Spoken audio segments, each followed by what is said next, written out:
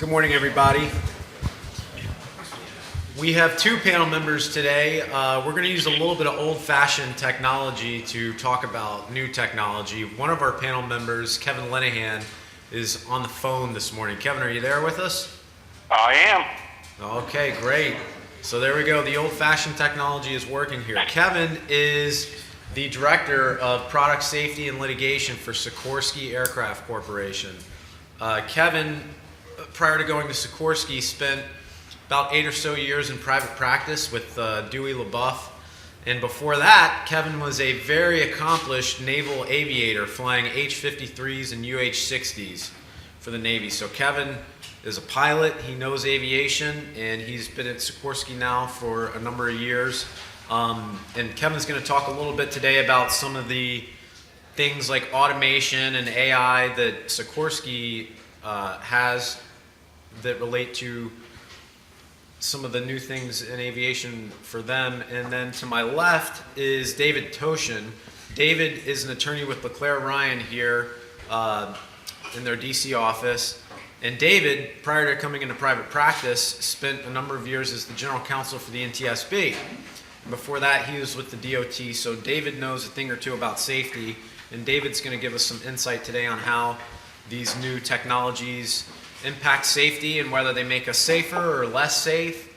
And David's also going to talk a little bit about blockchain, which is one of those words that I think most of us know the word but might not know exactly what it means. So David will have some slides on that to hopefully enlighten us on what exactly it is and how it relates to aviation. So these days there are lots of new technologies out there that are having a profound impact on how we fly aircraft, how we manage aircraft, how we manage our fleet. And with the rate of technological change rapidly accelerating, we would suspect that over the next decade or two, we'll probably see far greater change than we've seen since the advent of aviation.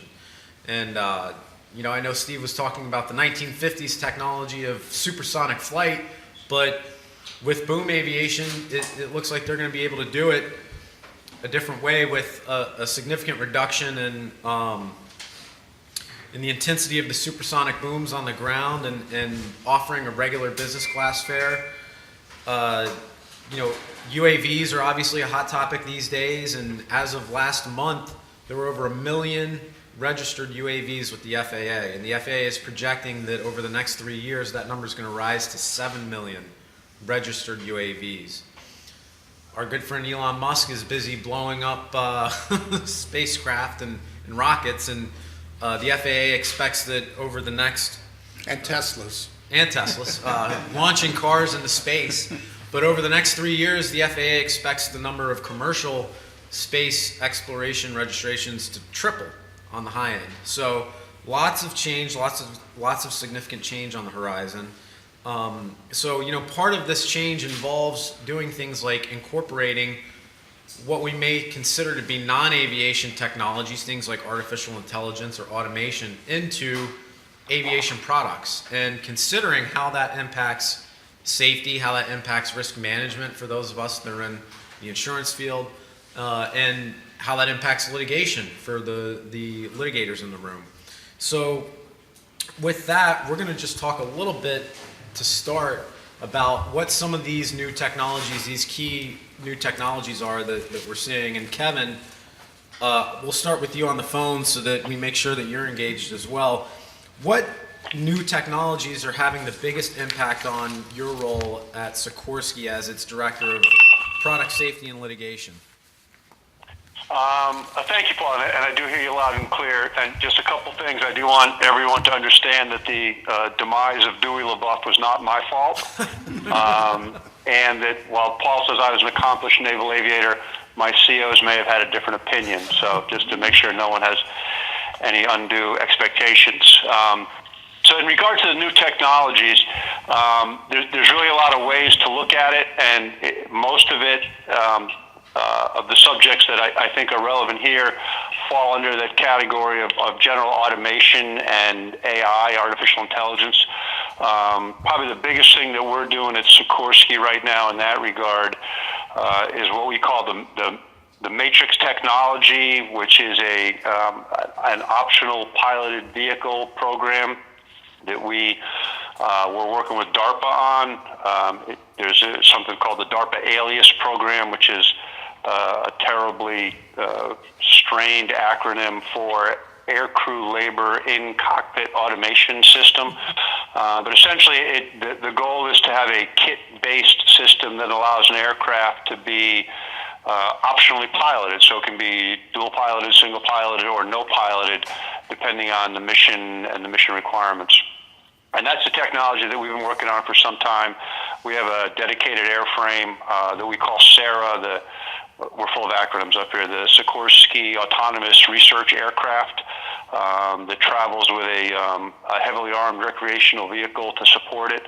That really allows us to kind of do that testing and kit-based installations. We have a joint program with the Army where we're working on that installation in a Black Hawk aircraft to see how we can support the Army's requirements in that regard, especially in regard to kind of the more mundane milk run kind of missions, which creates an issue that maybe I'll try to bring up a little bit later. One of the other areas that we really focus a lot of time and energy on is the employment of health and usage monitoring systems. HUMS is kind of the industry acronym for those. So really, those allowed us to be more predictive in our maintenance requirements. So rather than having expensive dynamic components removed purely based on time or life installed, we're able to monitor more on a real-time basis and do more predictive removals. So you're not taking out good components, nor are you leaving in failing components. And that's a system that continues to be developed more and more by us and others every day. You know, it's standard equipment in every S-92 that rolls off the line. The Army has HUMS installed in their Black Hawks now. And the issue that HUMS creates is the kind of the third part of this is big data and big data processing. So when we have operators who process their own HUMS data, and we also download the HUMS data for them and do some analytics. But the volume of data, as you can imagine, is immense. And the more data we get and use, the more we learn how to use it. So there's this, there's a learning curve to start it, and then as you use it more and more, you learn more and more ways to use it. And we use it right now. It is not utilized as a real-time kind of warning system in an aircraft for pilots. It's not. It's not intended. It was never intended for that use, although at some point it may become more of a real-time indicator. But now it's got to the point where we can download and analyze data on a immediate post-flight basis. So if there are components that we think are at issue or problematic, the maintenance crews can be notified immediately after a flight returns. And since all those components are built with life limitations that would allow us to make sure that those warnings come in before the component would be at risk, it really does allow for operators to enhance the level of safety and reduce the level of unnecessary maintenance. And all of these things, really, at the end of the day, there's a lot of different aspects to it, whether it's efficiency, usability, cost, but the bottom line is they all have to, at a minimum, not negatively impact, and ideally have a positive impact on safety as we try to continue to drive accident rates down and cost related to accidents down. So we're spending money on the front end, and hopefully the return is not only lower direct operating costs out in the field, but also enhanced safety, throughout the enterprise. So those are kind of the biggest things that we're, I think, focused on right now, Paul. And Kevin, just to continue a little bit on this discussion about HUMS and automation with respect to fleet maintenance and management, are there one or two maybe specific or primary safety improvements that you might be able to identify that operators have seen, or that maybe we can expect to see over the next near future here, because of continued use of the HUMS data and through big data analytics and looking at trends and servicing of parts through the use of that type of technology? Yeah, I mean, I can tell you, specifically, there are on the S92, for example. So like the S76 has some limited HUMS. The S92 comes kind of off the showroom floor with the standard HUMS installed, and now we have HUMS installed that allow for us to do more real-time monitoring. And one issue that we recently had come up was in regard to tail rotor pitch change shaft servos, for anyone who's keeping track. And there was an issue with some overheating and vibrations that would be potentially injurious to that component. And we were able to install a HUMS system on that particular component that allowed us now to see kind of real time what's going on and be much more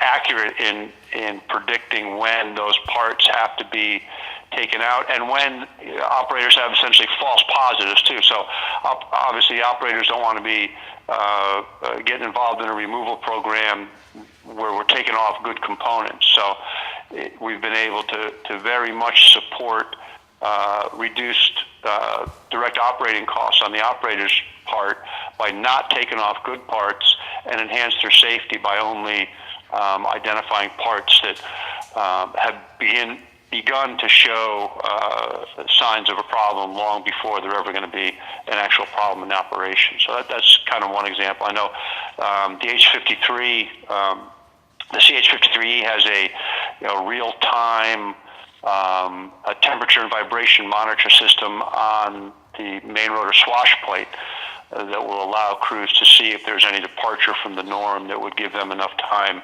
to respond. And that whole system came about as a result of a bad accident in a 53E back in the 90s. So those are just kind of two examples of how it's actually been put in use. That's great. And I know you mentioned that, the S92, everyone that rolls off the floor these days has HUMS. The S76 has some limited HUMS, Blackhawks as well. Is it predominantly civil? What about the military in terms of what is the government doing? What is our military doing in order to keep service members safe and use some of these technologies? I can't speak to other operators. For us, the Blackhawks do come off with HUMS, and the Army gathers that data. We are not a participant with the Army on the prosecution of that data, so I can't really address how they do it, how they use it. For us, all of our civil aircraft, S92 is generally a civil aircraft. There are some that are used by, in governmental service, but most of them are civil aircraft, offshore oil and VVIP missions. And all of those return real-time HUMS data to us for essentially real-time processing and then response to the operators. Many of the larger fleet operators also do their own on-site HUMS analysis, so they don't even need to wait for us to crunch the data and get it back to them. And they're able to tailor their own maintenance requirements in-house rather than having us do it. And so it kind of crosses the board, although I can't really address how the Army uses it in the current Blackhawk fleet. And that's the newer Blackhawks. I don't think the old A&L models are HUMS equipped, but the Mike models are all HUMS aircraft. Got it. And before you started talking about HUMS, you were also discussing autonomous flight management systems, flight management programs. Is that something, again, is it predominantly in the civil space, or is it military, or a combination of the two? So we do a lot of in-house research and development, but we have this matrix program that we work with DARPA, and we do The installations that we're working on are both on the military and the civilian side. So we've worked OPVs with the Army on a Black Hawk that they gave us as a test bed, and we've done the same thing in our S-76 aircraft. That's the SARA aircraft, we call it, the Sikorsky Autonomous Research Aircraft, that has this, optionally piloted capability. So we're really looking for it to be across the spectrum of users, without regard to civil or commercial or government or, special use or, that kind of stuff. It'll be kind of across the board. Kevin, I don't know if Sikorsky is involved with this, but I happened to read an article just yesterday how DARPA is working with the Department of Defense to control drones by use of brainwaves. And basically, it involves implanting a chip in the brain of an operator, and that operator can operate two drones simultaneously merely through the use of brainwaves. I can neither confirm nor deny the existence of that program here at Sikorsky. But I will send you a mental message right now. Yeah, Kevin, I was going to lead off earlier today by saying that we were actually using a new technology, that you were sitting in the chair next to us, but we were using a cloaking technology to throw your right. voice into the ether. But, operating a UAV by brainwaves sounds pretty close to that, frankly. Right. Kevin, I have, in all honesty, I have no knowledge of us being involved in that program, but there's plenty of smart guys in the building who do stuff I don't know about every day. So. Well, we'll go reprogram your chip so that you can remember what right. Exactly. And just a similar question, Kevin, to the question on HUMS. Are there one or two specific improvements in safety or objectives that you see with the use of automation or artificial intelligence when it comes to flight management or actually flying aircraft? Yeah, and there's kind of, I think, a broad range of things. It can be anything from, and some of these uses are in place already. The use of autonomous aircraft for what you could consider at-risk supply missions. If you're in a hot zone, you got to move stuff from A to B. That is, a fairly known route, but with potential hostilities along the way. There's no reason to put people at risk if you can have an autonomous vehicle that will do the same thing. A lot of the autonomy we work with right now is reducing pilot workload, so you can kind of focus on the mission and not worry about the mechanics sometimes.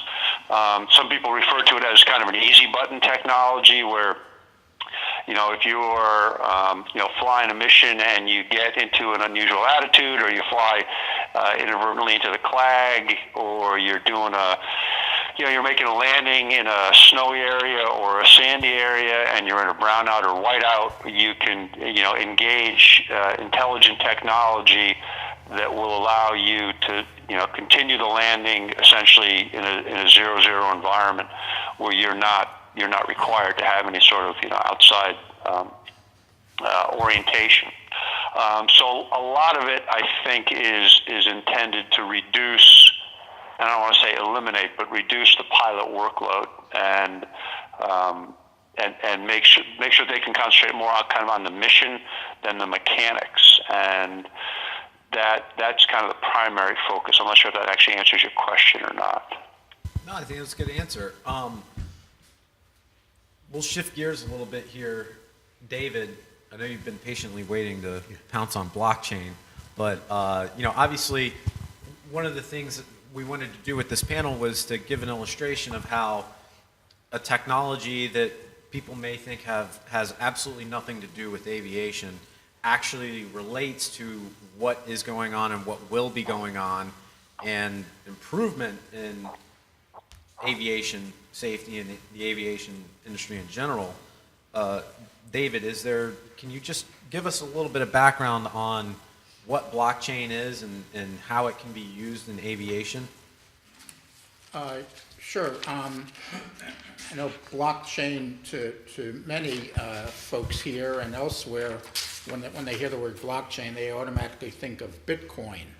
And then you start to cogitate further and you start thinking, well, Bitcoin, you're talking about money laundering and all sorts of illegal things. So what can blockchain do for aviation? Blockchain is not synonymous with Bitcoin. Actually, blockchain is really the infrastructure that Bitcoin and other cryptocurrencies operate on. Bitcoin, as you may or may not know, was developed by one or more individuals by the name of Satoshi Nakamoto. It's unclear whether that is a pseudonym or a real person or persons. And Nakamoto, when he issued his paper on Bitcoins about 10 years ago, also set forth the idea of blockchains as well.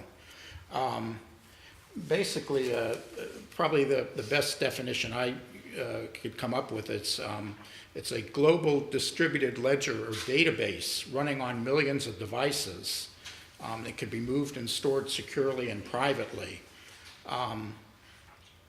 Some folks, to avoid using blockchain and its connotations for,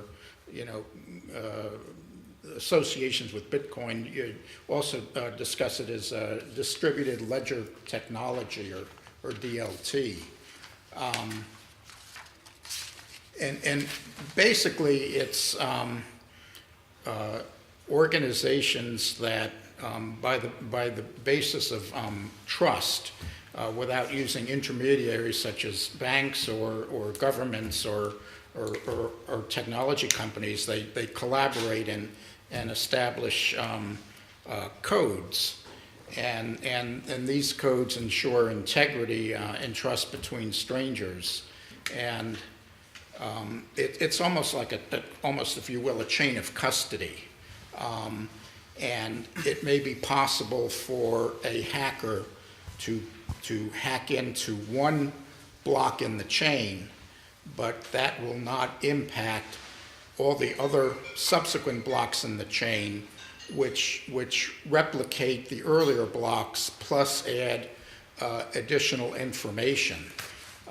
So hacking really isn't a possibility.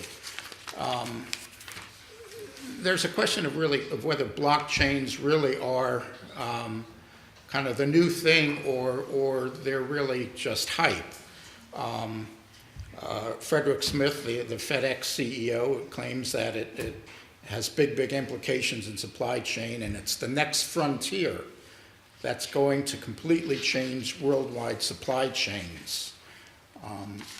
Even an August group such as the Joint Economic Committee of the U.S. Congress stated recently that that blockchain is an efficient way to store almost any form of data across multiple platforms, and a whole host of organizations, developers, companies, and governments recognize the potential of blockchain. As I said before, sort of the key features are the trust that's established, and the mechanism that you may see used to describe that trust relationship is smart contracts.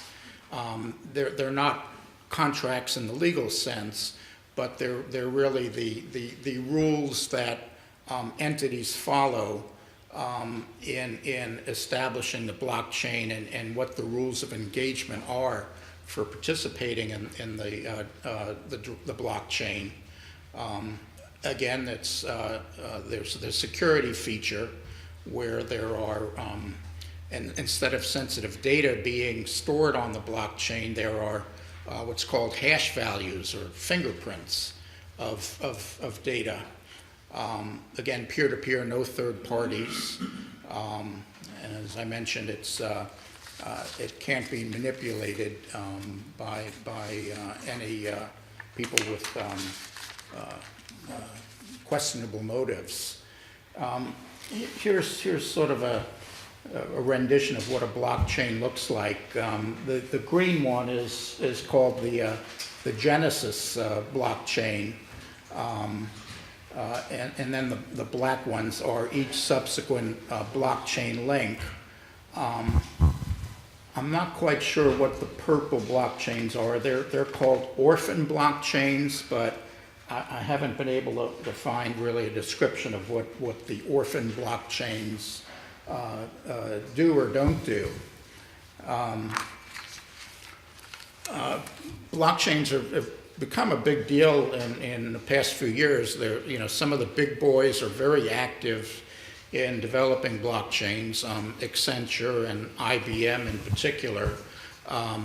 Blockchain is probably most heavily used in the financial sector, but there is kind of an impressive array of transportation entities that are starting to become involved. Recently, there was a Blockchain and Transport Alliance that was set up, which is a forum for setting up blockchain standards and providing education for the freight industry.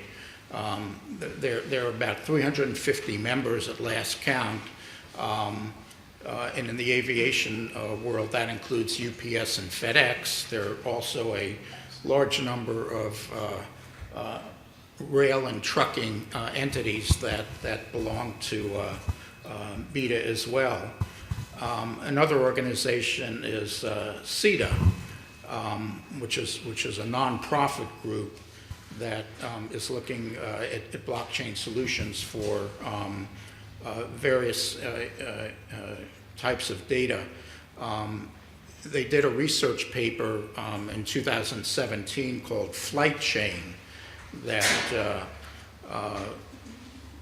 involved British Airways and Miami Heathrow and Geneva airports. That was looking at flight chain information, flight information stored in a blockchain. And they continue to be very active in providing research related to blockchain. So David, I mean, obviously we have alliances, trade groups, large Fortune 100 companies that are highly interested in this technology. What are some of the ways that we may see it used in aviation in terms of applying that technology, this sort of trusted ledger type technology, to different angles or elements of the aviation industry? Right, yeah, as you see on this slide, there's sort of an array of information that is being used and tested for blockchain in aviation. Flight information, tracking of passengers. Just think if you've got a flight with multiple legs, instead of worrying about multiple boarding passes, you could have one single token that will take care of your entire trip. Baggage and cargo handling and tracking, maintenance records for aircraft repairs, identity of contractors and aviation personnel, training records for aviators, digital passports. There are some countries that are pretty far along in developing digital passports, and it's also used to retain records for leasing information.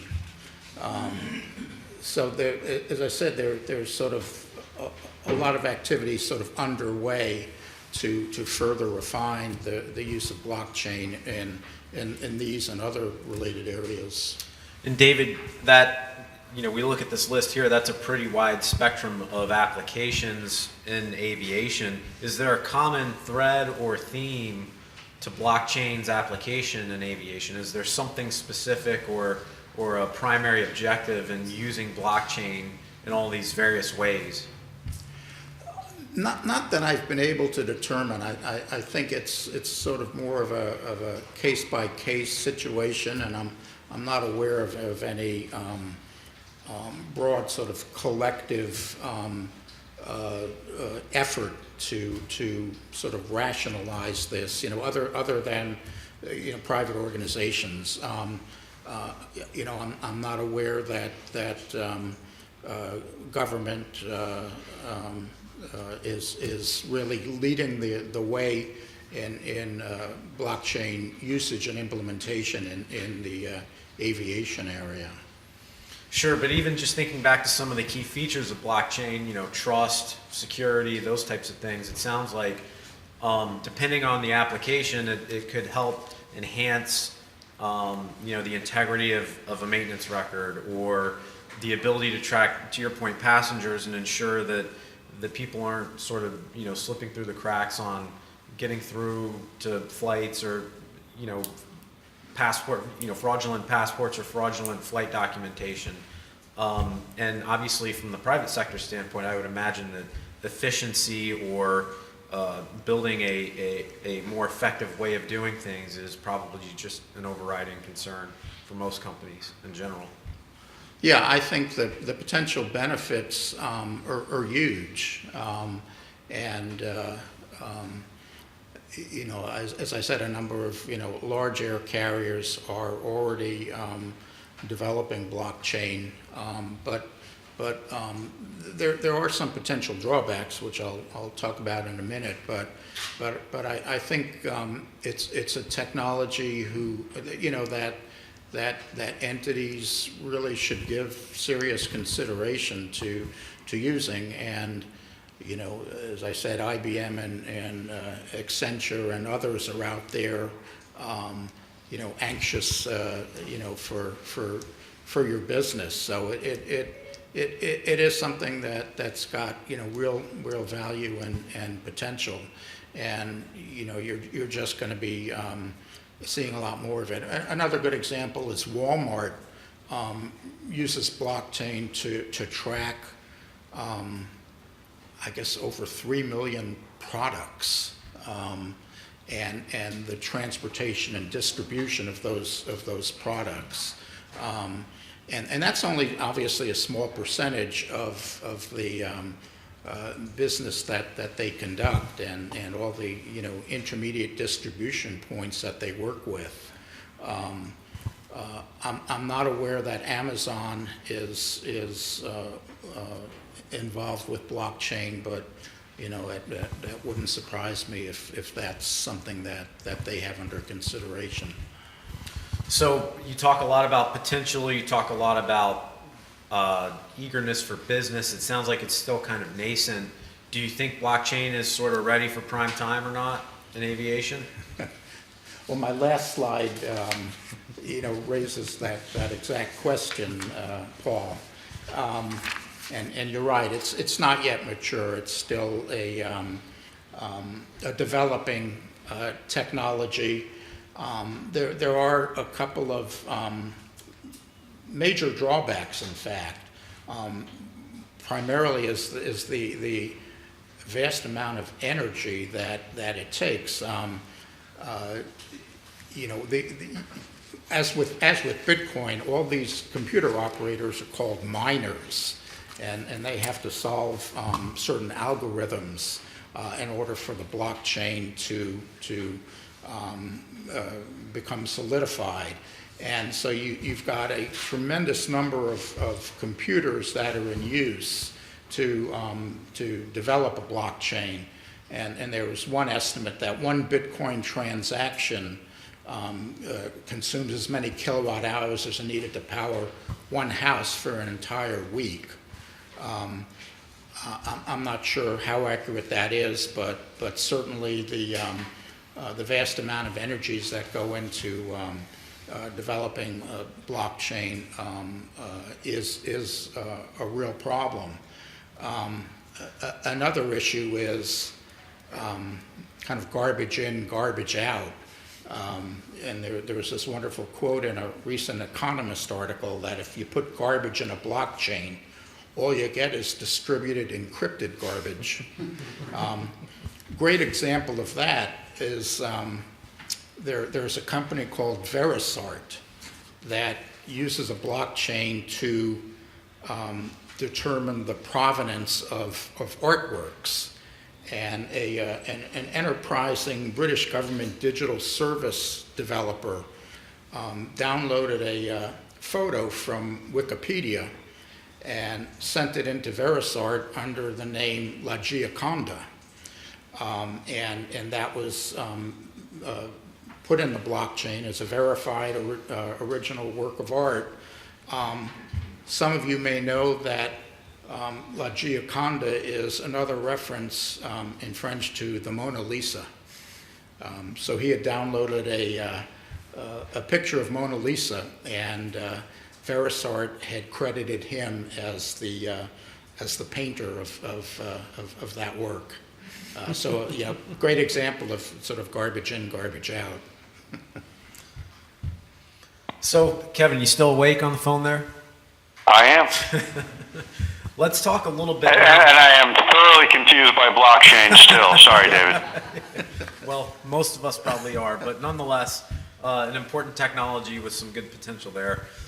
Let's talk a little bit about, now that we have a good background on what these technologies are, how they kind of relate to safety, or what some of the key objectives are of the technologies. Let's talk a little bit about, for those of us in the room, you know, we have a good group here, a mix of lawyers, insurance industry personnel, some experts in the room as well, if Ted and crew are in here. Kevin, from a practical standpoint, is an attorney responsible for, you know, really protecting the integrity of one of the preeminent aviation industry companies' products? What are some of the ways that the increasing prevalence of these technologies maybe change the way that you look at your litigation profile or risk management or things of that nature? You know, it definitely has an impact. You know, from a risk management perspective, we have to, you know, make sure that at the most simple levels that what we're doing is covered, right? I mean, if we're out there doing OPV work, optionally piloted vehicle work, and there was some sort of incident, at the end of the day, I have to make sure that I have the coverage for that. So if our policies only cover, you know, piloted vehicles while they're in flight, I have a problem. So I have to really coordinate with the risk management folks, both at the corporate level and, you know, kind of at the brokerage level, to make sure that we know where the technologies are going, and that, you know, the guys in our skunk works aren't doing things that aren't covered. So just from a kind of a practical perspective, we have to, I have to have at least that much knowledge of where they're going to make sure that we're protected down the road.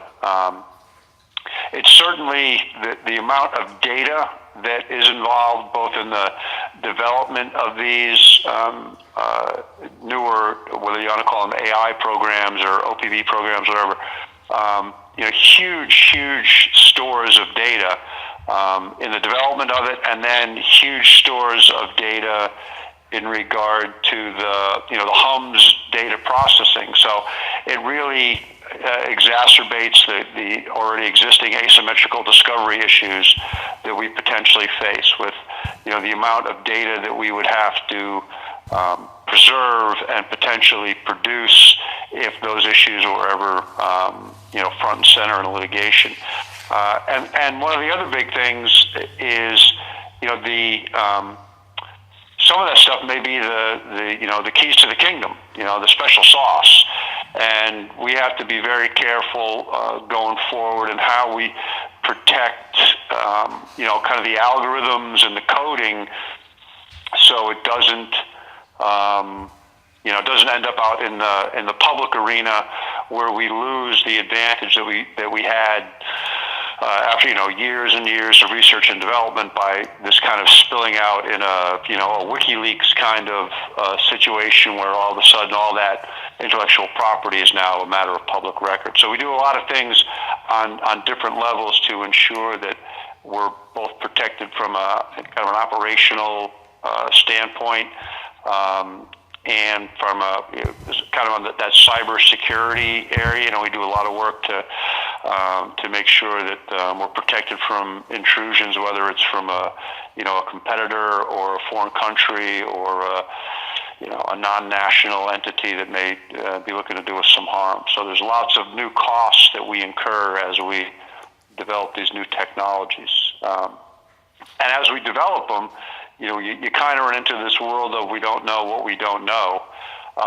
So we engage more in-house subject matter experts. We do more engagement of independent external reviews. We're involved with academia. We're certainly involved with the regulators to make sure that we all kind of think we know where we're going, so there's no big surprises. I mean, it kind of one of the if you're ever up here at the Sikorsky plant, one of the highlights of the visit is you get to see Igor Sikorsky's helicopter operator license number 1. So, back in the day, he had to explain to the then CAA how to fly a helicopter so they could give him a check ride on the helicopter he just invented. And we're coming into some of those issues right now where the regulators don't have some of the advantages that we do. So it's kind of, we have to walk in step with them as we try to make these advancements, that they're comfortable with what these advancements mean in regard to operations and safety and usability for the fleet. So those are, I think, some of the biggest issues that we're facing right now as far as kind of that changing environment. And Kevin, you raise a great point there, talking about walking in step with the regulators. Do you think that maybe the state of the law is not quite caught up to the state of the technology, from whether it's a regulatory standpoint or looking at various product liability theories under different state law causes of action that might exist? I mean, even myself, just thinking about the question of artificial intelligence or automation embedded in a product, how do you judge that against whether it's a strict product liability theory or even a negligence theory? We've seen cases out there that talk about the reasonable algorithm standard, and that goes back to some of those unintended acceleration cases. What are your general thoughts on the state of the law versus the state of the technology? I think it's always this way. I think the law and regulation always is going to trail technology, right? The mad scientists aren't waiting around for someone to draft a statute that covers what bit of genius they just figured out. So it's always going to be behind a little bit. Our responsibility is to make sure that the technologies that we're developing are going to be defensible with what we know, and then work with industry groups to help both the regulators and when I say regulators, I mean like FAA and the legislators, to keep up with it. And that may be as simple as the FAA drone regulation, and the proliferation of drones in the space in which we operate, and how dangerous that can be. I was at a ballooning event a couple weekends ago. There's one of our attorneys here is a experimental balloonist. I was helping him out at one of his balloon rallies, and we're flying along happily, and a drone comes buzzing by us. And I was like, what's up with that? And apparently it was one of the local news stations was using it, the drone, to take pictures of the event. And my pilot informed me of an event he was at previously where a drone had actually cut into the envelope, the balloon structure of one of the balloons at the event, and had to do an emergency landing. No one was hurt. It wasn't a real dire situation, but so regulation is always going to trail practicality out there. And I think, like you talked about, the idea of a reasonable algorithm and how you judge that, that's a question for someone who's smarter than me. So that's why we try to make sure that as we develop these things, we do have these kind of very robust chains of review and approval and third-party oversight, and to make sure we're not just drinking our own Kool-Aid, and making sure that we're doing everything we can within what's reasonable today, to make sure that we're progressing along properly. So we use kind of today's standards and kind of press along. But the rules are going to change. There's no doubt the rules are going to change. David, anything to add to that? Yeah, and following up on what Kevin was saying, sort of a good example of laws trying to keep up with the technology is some of you may have heard about the National Conference of Commissioners on Uniform State Laws and their draft tort law relating to Drones Act. They issued a draft back in April, which was very controversial, and two provisions in this draft Uniform Act, which were particularly troubling to the drone community, was this Uniform Act would establish a no-fly zone of up to 200 feet. And the second contentious provision is a per se aerial trespass liability without a showing of harm or interference with the property owner. The Commercial Drone Alliance, not unexpectedly, took strong exception to that original draft. The FAA Chief Counsel and DOT General Counsel also weighed in with a joint letter, not expressing an opinion on the uniform law itself, but objecting to the fact that the drafting committee had stated that DOT and FAA had endorsed this draft. There was a subsequent draft issued the end of June, and there were additional comments that have been submitted, and the drafters are working on a new draft that will ostensibly take into consideration some of the concerns that were raised. But yeah, it's unclear, how they will resolve some of these, strong concerns that have been raised with this draft Uniform Act.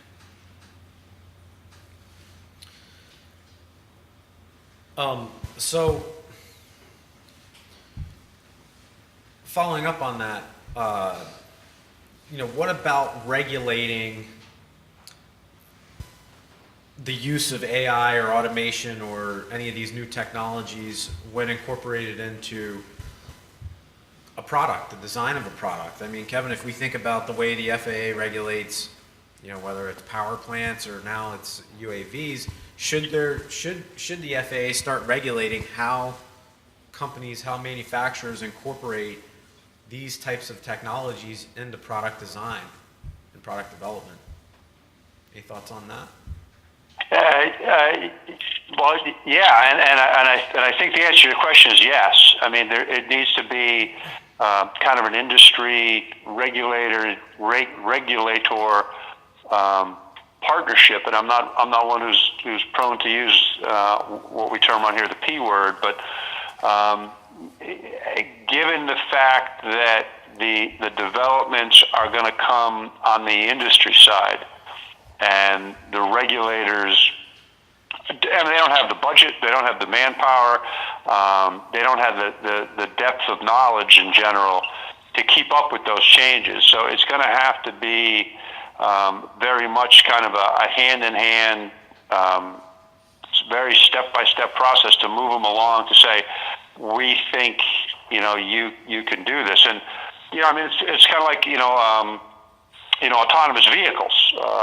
Most state DMVs aren't in a position to evaluate the underlying software that allows Elon Musk's or Google's cars to drive along the streets of their state with impunity. And same way, FAA is not going to be in a position to say, oh, okay, that looks good to me, without really being engaged on the front end with the industry and how this move to optionally piloted vehicles or pilotless vehicles and air cabs and these kind of things evolve. So without a kind of an industry regulator agreement that they're going to walk together, the regulators will be years behind, which will keep the industry from implementing any of these changes for commercial or public use. So yeah, there needs to be very much kind of a hand-in-hand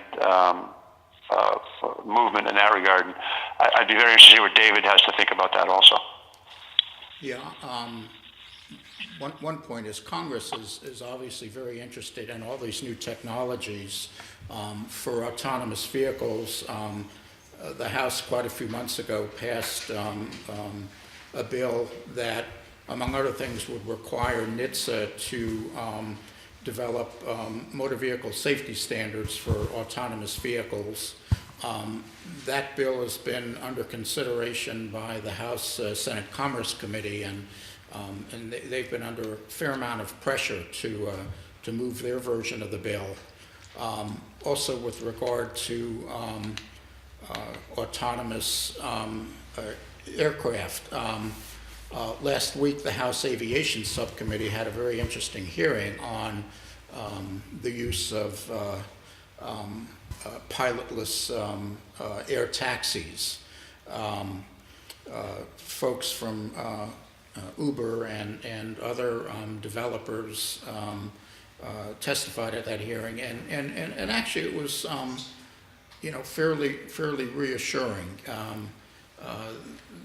These were folks that didn't strike me as kind of destructive technology types, and they all talked about the importance of safety.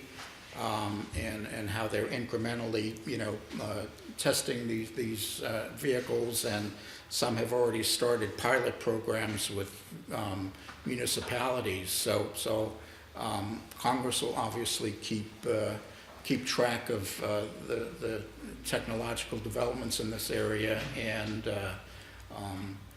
I wouldn't be surprised to see some federal legislation coming along with regard to that technology as well.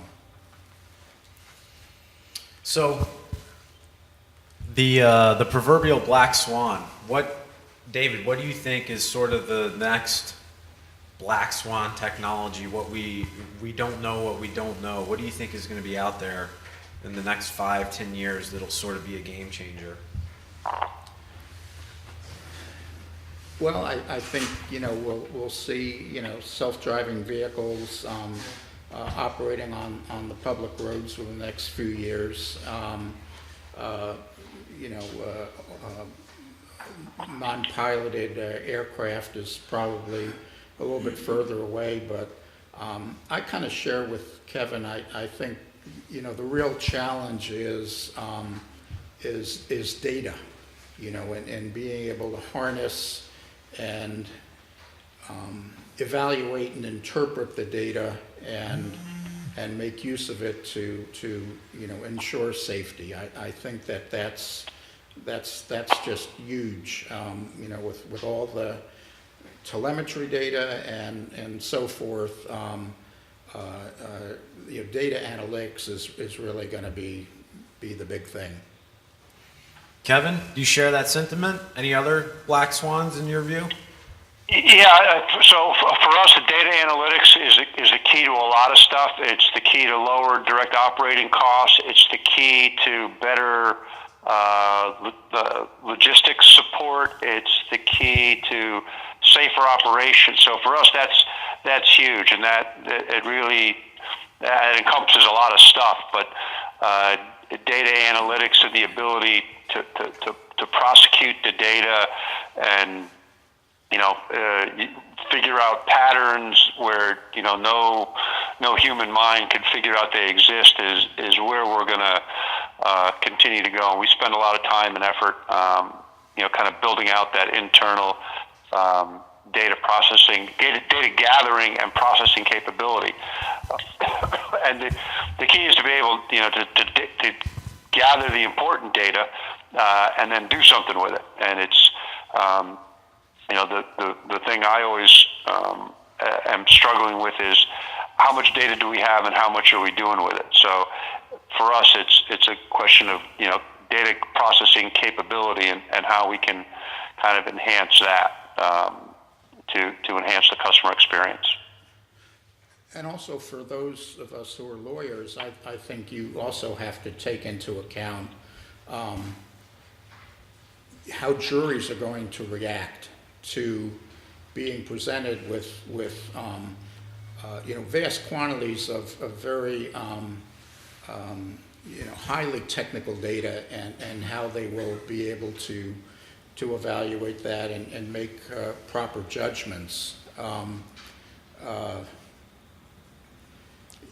There have been surveys about the apprehension that the general public feels about autonomous vehicles, among other things. So I think that's going to be a real challenge for us attorneys and being able to get the right experts and be able to lay out our case or our defenses so that juries can understand them and make meaningful choices.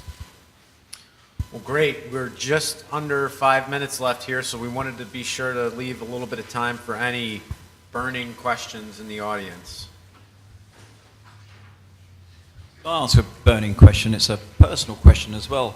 With regard to blockchain and what have you, and data that's stored, how can you convince, or people convince the public that data is safely stored?